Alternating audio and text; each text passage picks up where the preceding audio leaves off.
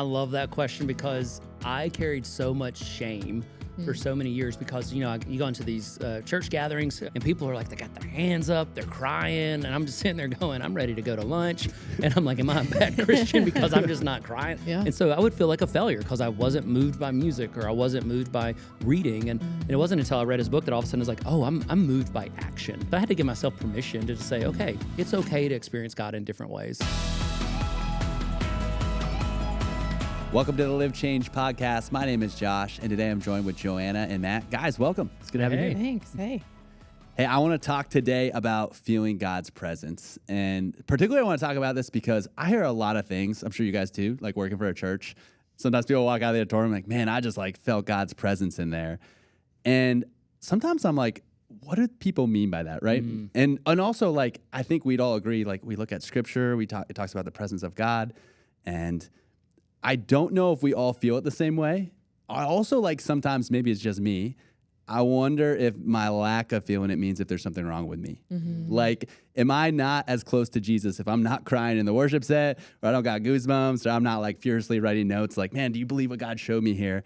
And so I'm hoping today we can make sense of that for our listeners and for ourselves. And so first, if I don't feel like I'm feeling God's presence, is something wrong with me? Oh, man. I love that question because I carried so much shame for so many years because, you go into these church gatherings in college and out of college, and people are like, they got their hands up, they're crying, and I'm just sitting there going, I'm ready to go to lunch. And I'm like, am I a bad Christian because I'm just not crying? Yeah. So I love that you're asking that question for us today because, no, I don't think our emotions don't necessarily drive who we are. Yeah. And so I love that you're bringing it up today. Yeah. Probably two thoughts on this. One, I think sometimes it's really unfair that we can see the whole Bible and we can see how many times even in the Old Testament, God showed up his presence showed up very physically, even if it wasn't him. So even the idea of a burning bush, that would have been pretty obviously visual. And so sometimes I think that we've seen so many of these things in scripture that I don't know that always translate to things we see today in real life. So I think that's one piece of it. And then I think the other piece. Can I jump in on Yeah, that? go ahead. And even speaking about the story of scripture, I remember once talking to a pastor and I was like, man, I wish God would speak to me like he did Moses. And he's like, Matt, Moses lived for 120 years and you know about 4 incidences. Right. And I'm like, oh, Wow, there was yeah. a lot of silence. Yes. And a lot of waiting. There's some pinnacle moments. Yeah. But there's also a lot of waiting. Yes. Or maybe just times that it wasn't so outwardly expressed or visible for other people to see. And then the other piece of that is man, we were just all created different. And so how I encounter God is going to be different. Maybe not every time, but at times, even in the two of you and how you encounter God. And so I am the person that at a campfire with an acoustic guitar, call it emotions or call it God's presence, right? And so I do think that some of that, my whole faith journey, it has been much more rooted in feeling and knowing God.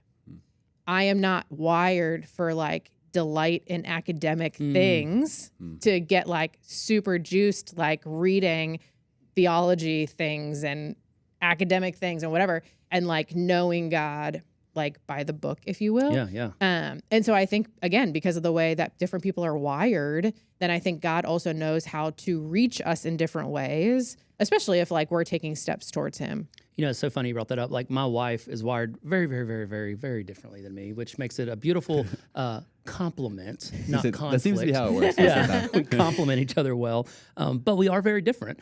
And so she years ago gave me this book called Sacred Pathways by Gary Thomas, and it's just been a gift to us and what Gary's research showed was that there's 9 spiritual temperaments that he found of 9 different ways people discover who Jesus is. They connect with God. And so some is through worship and some is through these corporate moments. Some is through nature. My dad was an academic. And so I remember I would wake up and dad would be up in his study reading commentaries. And so then all of a sudden I felt like I've got to wake up early and read my commentary. And then all I would do is drool in them because I fell back asleep in them. And I was like, it was way too early for me. Yeah. And so I would feel like a failure because I wasn't moved by music or I wasn't moved by reading. And it wasn't until I read his book that all of a sudden I was like, oh, I'm moved by action. I'm moved by, like, I'm an activist. And so it's like, man, if you're seeing something change, oh, that gets me going. And I see God when I see God on the move, like just something moves in me. And so I had to give myself permission to just say, okay, it's okay to experience God in different ways. Do you mind actually going through them Yeah, for yeah. listeners? Just so, I mean, I think there's probably people similar to you that are like, hey, I know I feel closer to God or I get moved with this thing. Yeah. But this maybe will give them handles of like, oh, yeah, that's I've got to read me. this book. Totally. now. It's a fascinating book. So one's like The Naturalist. So that's connecting with God through nature. And so, you hear about these guys going out to deer hunt and they're like, I just met with God in the trees. And at first I'm like, you tree hugger. Dude. And then I'm like, that makes sense. Like they're just connecting with God. Dude. My wife's a naturalist. God talks in the tree stand. He let me really tell you. does. A sensate, connecting with God through the senses. And so I often think about like Catholic masses where they used to do the incense and the different rituals. Like there's something about that. And even in the tabernacle where God would bring in the incenses and the burning, like there's something that God knows that triggers the traditionalists connecting with God through rituals and liturgy. I've got some friends who they go to different cathedrals just to pray in ancient buildings. Oh, wow. There's something about who go on the pilgrimages through like Europe and to the different cathedrals. I think there's something about that. The intellectual connecting with God through study and thinking. That was my dad. That's what you often think about, the professor who just loves to sit and read. I just realized I don't know how to pronounce this word. Ascetic. I just totally blanked on that. What happened? Is it ascetic? The ascetic? I think you're correct. I just was like, what Sounds is good that to word? me. I'm going on a limb here. Yeah. When I was a kid and I we could've didn't know made a that word, wrong. we just said watermelon. My so. Georgia is showing bad right now. The ascetic, thank you, Josh, connecting with God through solitude and simplicity. And so that's just, just the minimal feeling God's presence just in solitude. And the people who go on silent retreats, Yeah. Oh, wow. that is That like would drive me purgatory nuts. to me. Yeah. Yeah. The contemplative, connecting with God through quiet reflection and meditation. Activist, connecting with God through action and fighting for a cause. This one's me. Like I need a hill to run up. And so give me a cause and I get excited. Caregiver, connecting with God through service to others. The enthusiast, connecting with God through celebration and joyful worship. It's a fascinating read just to kind of figure out like, here's how my heart comes alive. Yeah. Now, one of the balance is you can't survive on one alone. Yeah. And so there's still times you need corporate worship. We all need to be in the scriptures and reading. We all need to be serving, but there's one that just makes it come alive in a different way. Yeah. Yeah, that's cool. Well, I love this because I feel like you've already answered maybe some things people are wondering. First, like, hey, if I don't relate to God a certain way as other people, it doesn't mean necessarily your check engine light's on. Yep. Two, it's like, how cool is it that God, knowing each of us, has certain things that he chooses to connect with us through that are unique to us and other people. And so I hope people are hearing like, hey, one, nothing's wrong with you. Two, like feel empowered to lean into how God has made you to connect with him in a ton of ways. And there's something beautiful, like some of the guys and gals on our worship team, they feel God through music. I don't, but they give me a gift when they bring that and I get to experience a part of it. I'm not an intellectual, but it's a gift whenever someone who is says, man, look at this nugget of truth that is found out. And so although I may not be able to go as deep as they go in those moments, whenever they come back and just say, hey, here's some skimming off the top, I'm like, oh man, that is a gift to me. So thank you. Yeah. I love it whenever my wife's like, hey, slow down, look at the sunrise, look at the sunset. And she just will pause me to notice it in nature. Yeah. Which I love that because again, it just goes back to like we were meant to be a body of believers for a reason. Yeah. And so like I would also imagine in some of those times you need to borrow like the faith of your friends. And so like know that they're having encounters with God and you trust them and you can trust those encounters. And so I think that idea, whether it's like corporate gathering on a weekend, I may not encounter God every time personally that happens, but I'm encountering his presence through the body. And I think that it's like okay to live in, figuring out how to just be present so God can draw near to you. Because it's also hard to encounter him when you're not present and you're not like choosing to do that. And the power of, so like that's the gathering, the connecting. We've got one of the top plastic surgeons in the country at our campus. He's a great guy. I love Steven. He went to Princeton to get his MDiv just for fun, like you would. So he goes to this Ivy League school. Like he's brilliant. I gave him a book one Sunday morning and said, hey, I think you might like this. He read it in the next gathering, gave it back to me and told me like he's brilliant. Yeah. So he is just the smartest guy I know. I had breakfast with him this week, and he said, Matt, I did something I never thought I would do. And I'm like, what's that? And he said, I went deer hunting, and I sat in a deer stand. And I'm like, I would have thought you would have gone to NASA before you went to a deer stand. And he just was like, it was this beautiful moment sitting in the trees. And he was like, Matt, I never would have done that. And it was just because someone in his life group has said, hey, you're stressed. Come with me, sit in the stand. And he said it profoundly connected him with God in a way that he naturally would not. Yeah. So, And I do think part of getting to the place where you do love something is partially watching somebody who already loves that thing and the enjoyment they get. I even think it's a silly example, but I think of my friend Drew Williams. He loves the Phillies, and he was the first guy that was like, hey, like come to a Phillies game, like come be a part of it. And like I was at first, I was like, oh, like this will be fun. But now like I enjoy the Phillies because I got to sit with him and he would just elaborate on all this, like, oh, this player is this person, these guys are roommates, here's a funny thing they did, this happened in the playoffs years ago. And you see someone else come alive and almost gives you permission to be like, hey, maybe this isn't my default, but I get to come alive a little bit this way, which is so cool. And that's also like, this is a side note, but like when we talk about inviting others to church, like just invite them to come love what you love. Invite them to come see something that you enjoy. And just your enjoyment of what God's doing here at the church can help their faith grow. Yeah. And the way that people share that, like someone whose life is being changed, they are real, like they are in the right place where they are naturally sharing how their life is being changed. And I mean, there's a reason that, I mean, again, you see it even in the New Testament as Jesus is teaching and people are sharing what God is doing in their life, like more people are then knowing Jesus and he's like changing their life. And so I do think that feeling God's presence, sometimes it is through someone else's experience that then really like softens and shapes your heart to where like, man, if there's a God like that for you, maybe there's a God like that for me. And being able to start those conversations. So we've been real hopeful so far and like, hey, you know, empowerment, permission, like God's created you in a unique way. I also don't want to like completely just not acknowledge the fact that feelings are a powerful thing. Yeah. And so for some people right now, they're like, hey, I'm not feeling connected to God. I want to believe that he's there. I want to believe that his presence hasn't left, but I feel like he's left the building right now. And so I really want to ask too, like, hey, when I don't feel like God is near, how can that maybe be not an indication that his presence is left, but that he's still working, that he's still involved? What does somebody like that need to hear right now? Oh, man. Yeah. Man, I think about, so I've got two bio sons, and they're just awesome boys. I love them to death. And there's times as I'm trying to be a good dad, trying to do my best for them, I have to intentionally pull back to help them learn how to move forward. And so like the other day, they're splitting wood. And so they're out there chopping wood, and they got the axe stuck, like bad stuck. Now, I could have walked right out. I could have popped it out for them, but I intentionally sat in the house, and I watched them struggle, and I watched them persevere, and I watched them dig in, knowing that if they can get through this moment, it would teach them something for the next and for the future. And I often wonder if there's sometimes that God pulls back a little bit just to say, Matt, how bad do you want it? Matt, are you willing to trust me through the uncomfortable? Matt, are you willing to still choose me even whenever it feels like the craziest step? And I wonder if there's moments, because he's such a good dad, that distance is actually a gift to just make me reflect on where am I turning? Because if I stop feeling them and I all of a sudden turn to drinking or turn to, shopping, to, try to like, retail therapy, just to kind of make myself feel better, man, am I actually short-circuiting what God might be trying to stir in me by that distance? Does that make any sense? Yeah, for sure. Yeah, first thing it made me think of, so Kevin and I went through a really difficult situation at the beginning of the year with one of our family members. And yeah, I mean, it was probably one of the hardest things that we dealt with, just even outside of our immediate family in a long time. And so actually, like as a staff team in that season, we were doing 21 days of prayer and fasting.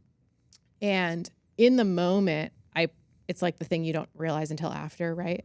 In the moment, I probably didn't realize how much I needed to be able to go to God for 21 days straight about one thing, even if it didn't feel like the circumstance was changing, even if it felt like that situation was incredibly touch and go, even when it felt like that situation was going to have a really not favorable outcome. Even at times where like Kevin and I were trying to process, man, like, God, what are you doing? Like, help us see, like something, give us some kind of hope. And like those 21 days were not really hopeful. And so I think in hindsight, like, I am really grateful that there were other people even around me holding to a discipline of like, keep showing up, keep telling God, keep asking, keep praying. Like, and so again, that was in a time where like we didn't know like if the outcome was going to be favorable, but still then the muscle memory of like, hey, we're just going to keep showing up. We're just going to keep trying to figure out what God is doing, and talk to him about it. And so like, I think in the moments where you can't see him, you can't feel him, you're not sure if he's still there. Some of it is our own history of knowing we've been through those seasons before and we've seen him. So maybe some of it is trust, but then also like, yeah, I just remember in that season, it was all discipline of like, no, you've got to do this. You've got to do this. And you pray that hope and fruit like come from that discipline. Yeah. And God showed up, and even some of the circumstances weren't the way we wanted them to play out, but there were definitely moments like over the last year, like where we've seen him. And so again, like we still know that he's there, even when it's not as clear. Yeah. I'm glad you used the word discipline. It reminded me of something I heard one time. I think it was from like a fitness trainer, but it applies to like all things. He said sometimes it's motion before emotion, where it's like, hey, I'm doing the thing and I'm showing up, and I don't see the fruit of it now, but at some point my feelings will catch up along the way. Yeah. And then sometimes it's the opposite. It's emotion before emotion. It's like I got all this motivation and I feel like God's close, and it propels me to go do this thing. And life is so tricky that it's like, hey, both of those things can coexist at the same time. Yeah. One's not better than the other. Yep. It's just the season that we're in. I mean, the biblical principle is like you sow what you reap. And there's times that we sow faithfully showing up and we don't reap until weeks, months, years later. Yeah. And so what you were doing, you were sowing. You were sowing. God, I'm showing up. I'm showing up. I'm trusting. I'm showing up. I'm tilling hard soil right now. I'm spreading manure and it stinks. Yeah. Like I'm working hard. But God, I know that if I keep sowing, I'll eventually reap a harvest. Yeah. That's good. What's the verse of don't grow weary in doing good? Because at the right time, you'll reap a harvest. Yeah. Yeah. You made me also think about like Romans 8. I love Romans 8, where it just is like nothing can separate you from the love of God. Neither height nor death or angels or demons. Like you're fearful today or you're feared for tomorrow, you're worried about today. Nothing in all of the universe can separate you from God's love. And there's just moments where I'm like, man, even my emotions don't separate me from God's love. Yeah. When I feel it, when I don't, like he's right there with me. Yeah. And they're even not like, hey, feelings can be valid, but they're really bad at painting the picture of what reality is too. Man. Like I remember getting through a hard season, and one of the ways that helped me to think about it would be like if you had somebody that you loved and they were blindfolded, and it's your job to get them from point A to point B. It's like, hey, what would you do in that moment, right? Like you wouldn't just like bark out orders and let them fall down the stairwell and like, hey, best of luck. Like, no, you'd get right next to them. You'd like calmly direct them. You'd like hold their hand. And it got me thinking like, okay, just because I can't see what God's doing doesn't mean he's not right next to me. But if all I go off of is just what I'm seeing, I can't see that he's guiding my steps or that he's right next to me, saying, hey, a little to the left, a little to the right. Yeah. And sometimes feelings feel like that though, where it's like, hey, it's all that I can see and I'm basing my reality off it right now, but it's not true. The Heath brothers wrote a book called Made to Stick that came out a couple of years ago, well, probably a decade ago. And they start with this story about how emotions are, we're like an elephant and a rider. You got your emotions and you got your intellect. The emotions are an elephant. Intellect is the rider, and it takes both to move forward. And if the elephant runs rampant, if your emotions run rampant, then you're in chaos. But a logic is not enough to move us. And so I think God wired us to be able to let both of them work together. Yeah. And so there's times that our emotions need to be pulled in check and to say, hey, man, I don't feel it. This isn't right. I'm still going to go in this way. And there's other times that our emotions move us. And so I think you're absolutely right in what your trainer said. Yeah. So let's go ahead and like make this a little bit more practical now, because I think we'd all agree like, hey, cool. I know nothing's wrong with me. I know that I want faith that's not just based on my emotions. It's great when I feel a certain way with God, but I know a season's coming where it's like, hey, he's going to feel distant. It's going to feel like an absence. I'm going to wonder if he's there. My faith and doubt are going to coexist at the same time. Practically speaking, how do I build a faith that goes deeper than just what I feel? My short answer is just day by day. And so like there is something to like, man, choosing, like just like I choose my spouse every day, right? It's like also choosing to be in relationship with God. And I have to believe the more that we're drawing close to him, the more he's drawing close to us. Again, whether we can see it or not. And also regardless of my feelings. And so, man, like feelings can change from day to day. They can change from hour to hour. But like, I am grateful for now, the decades I've spent following Jesus, that is built on a foundation of some kind. And so I remember like even really early on, like in my walk with Jesus, emotions took the wheel a lot more than that foundation, because I didn't have the reps yet. Like I didn't have the, almost that muscle memory to be like, hey, remember, Joanna, you've been here before. Like, don't go down the destructive path. Like choose the path that is going to lead to fruit. And so, like there are times where I got that right and wrong. There are still times I get that right and wrong. But over the years, like the foundation of where like safety is, has just gotten deeper. And I'm so grateful for that. And so I would say too, like with practically speaking, like, so if you know how you encounter God, even in some of the examples like you gave earlier, then like, how do I put myself in a position, practically speaking, to be fueled by those things? And so for me, it is really important to gather here at church on a Sunday, because I know in a room of other believers, man, that just like fuels me to remember I'm not the only one that follows Jesus. Like we're in this together, regardless of the state of circumstances or my emotions or the world around me, right? Like there are more of me. And then I also know privately praying and like giving that list on my desk, right, back to God and saying, hey, this thing I'm worried about, this thing I'm worried about. God, do you see this? Hey, I know this thing is going on. Why aren't you doing anything about it, right? So like practically then building that. So it's not just, I could be walking around like with a million emotions and a million worries that I'm not putting anywhere. And so like, I'm so grateful of that muscle memory to remember, man, just like give them back to God. I don't always know the outcome, but man, I'm so grateful for like a strong foundation, that I know that there's safety in that.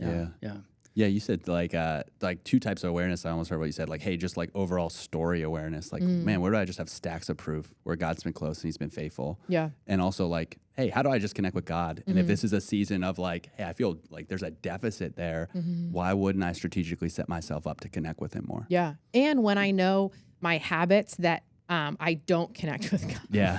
Right? So it's like, if it's like 3, 4, 5 nights a row, like of either binging Netflix or scrolling on my phone or sending one too many memes when I should have just like stopped the scrolling. Man, also being aware of like, hey, girl, this is not the thing that like gets you closer to center. In fact, you're like moving farther away from it. So I think again, like knowing how you encounter God, but also knowing like what are some of your like habits, hurts, or hangups that like move you away from trying to get back to center. You made me think about how like at the end of the day, like it's a relationship. Like we have a relationship with God. And just as I have a relationship with Pearl, and whenever we first started dating, the butterflies were so special and necessary. And so like a lot of times when we first start getting around Jesus, it's like, it is emotional. It is good. Like going back to some of your stories, like those emotions draw you in and they're special. And so that's one of the things that I love about seeing new believers at our church, their emotions, their excitement, their wonder, like all of a sudden it like rekindles something in me. Yeah. But Pearl and I have been married over 20 years now. And there's moments we lost the emotions. And the emotions we had weren't joyful ones, but it was that consistently showing up, consistently building a story, consistently learning they're good and faithful and true, and just like continuing to pursue one another, that now like that foundation's there to weather the storms. And I think you're absolutely right. Jesus is the same way. Like treat them like you would a great relationship of enjoy the emotions when you got them, but just keep pursuing because the foundation gets there. Yeah. You also made me think about James 1, where it says, consider it pure joy, my brothers and sisters, when you face trials of many kind, because you know that the testing of your faith produces perseverance, and let perseverance finish its work so that you may be mature and complete, not lacking anything. And I think sometimes the perseverance that I feel the most is that perseverance, or the perseverance I have to work through is the seasons of dryness, the seasons of quiet, the seasons of where are you, God? And it's as I persevere through that, all of a sudden I'm like, okay, now God's producing something in me. So yeah. And the whole like perfect and complete and lacking nothing thing too just gives context to like, hey, if you don't feel his presence, it's not just because he's like on vacation or like, I want to see them struggle. It's like, no, he's trying to do something in us. How many of us would want to say, hey, I'm lacking nothing. God has equipped me to get through whatever he puts in front of me. And that only comes from the seasons of perseverance. Totally. Like when I look back on my marriage, those horribly hard seasons have actually produced some of the sweetest moments now that you're like, oh, okay, it was terrible in the moment, but it's worth it now. And I think it's the same in our faith. Yeah. So you guys have given us some incredible things to think about. And so if you're listening to this right now, I hope that you're encouraged. I hope that if you feel like, hey, God's presence isn't there in your life, you know that there's nothing wrong with you. I hope you know, too, that God has created each of us uniquely. And so there are specific ways that you connect with him that are different from other people. And you should feel empowered to step into those things to connect with him deeper. Also hope that you feel at this moment, too, that whatever feeling is strongest in your life right now, it's not what's most true about your reality, that God's still close, that he's still moving in your life. And lastly, I hope, too, that you would just be encouraged that sometimes in those seasons, we have tools to put in our tool belt. Sometimes it's just showing up. Sometimes it's knowing how you connect with God and seeking that thing out. Sometimes it's getting around other people who help point you to truth, remind you who God is, or looking back on your story and seeing what he's already done. And so I hope you found today encouraging. If you did, go ahead, hit the like, hit subscribe. And if there's somebody in your life right now who you think needs this message, man, send them a link. We'd love to have it encourage them too. This has been the Live Changed podcast. And now that we're lives changed by Christ, go and live changed.